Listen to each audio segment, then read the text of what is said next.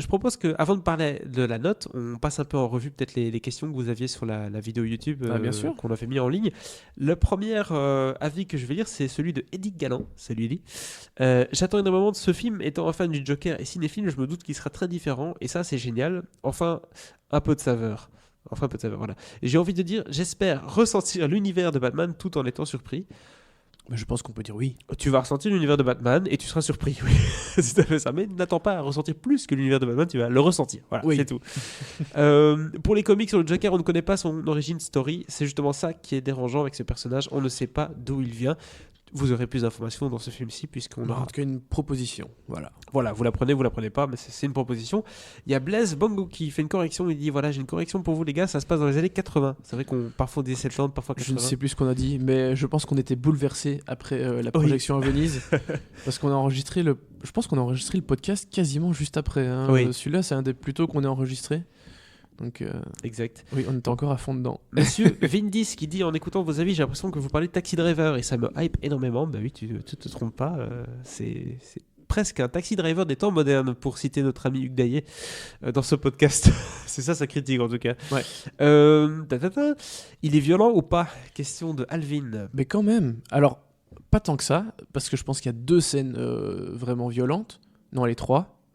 2 qui sont quand même fortes, parce que pas forcément très sanglantes. Il y en a une qui est sanglante et qui est très forte, mais il y en a une qui l'est moins, mais c'est quand même très violent, c'est très surprenant dans la façon dont ça se déroule en fait. Et il y en a une 3e qui est très très rapide, elle est aussi d'une certaine violence, mais je dirais que la violence n'est pas que physique et pas que du Joker vers d'autres personnes. Il y a d'autres violences que subit le Joker par exemple et que subit le peuple aussi, si je puis dire, parce que c'est un film un peu... Alors, c'est pas un film social, hein, mais c'est un film sociétal en tout cas, Oui. qui a un discours assez intéressant et pas négligeable. Il y a aussi des avis, notamment de Tetsuo, qui dit j'adore l'univers de Batman, mais le Joker en lui-même ne m'intéresse pas forcément. On le sait qu'il est dérangé. Tout un film pour voir un type devenu dingue. Mouais. Alors, Je peux comprendre cet avis aussi. Hein. dans l'absolu, je peux comprendre, mais en vrai, c'est un peu plus complexe que ça. Oui, c'est pas juste un Parce type que- qui devient dingue. Ça, c'est c'est ça. le concept du C'est film, ça. mais il se passe d'autres choses. Bien sûr, il n'y Oui, a pas mais que ça. c'est pas vraiment qu'il devient dingue pour Oui, devenir le oui, Joker. Il y a autre chose. C'est un peu plus complexe. Oui, c'est vraiment l'évolution d'un personnage, c'est pas juste un type qui devient dingue, il y a toute une histoire autour, donc ça vaut la peine d'être vu. Il faut pas se limiter à ça. Donc ça, Oui. c'est le conseil qu'on donnera en tout Mais cas. dans l'absolu, c'est vrai qu'on pourrait penser que c'est le chemin très classique, le type qui devient dingue et qui devient le Joker. Mais non, il y a plus de nuances, fort heureusement, parce que je pense que si ça n'avait été que ça aurait été assez ennuyeux et un peu trop caricatural. Et enfin, dernier avis de Deadpool, j'aime beaucoup son nom. Est-ce que ce film est mieux qu'Avengers Endgame ou que Spider-Man Far From Home? Alors, là, il y a eu tout un débat, il y a eu plein de gens qui ont répondu.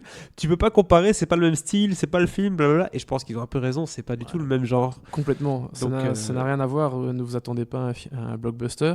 Et alors, voilà, effectivement, la personne disait non, mais en tant que film, bah, même en tant que film, c'est pas comparable parce que c'est comme comparer des pommes et des poires. Je veux dire, ça n'a vraiment rien à voir.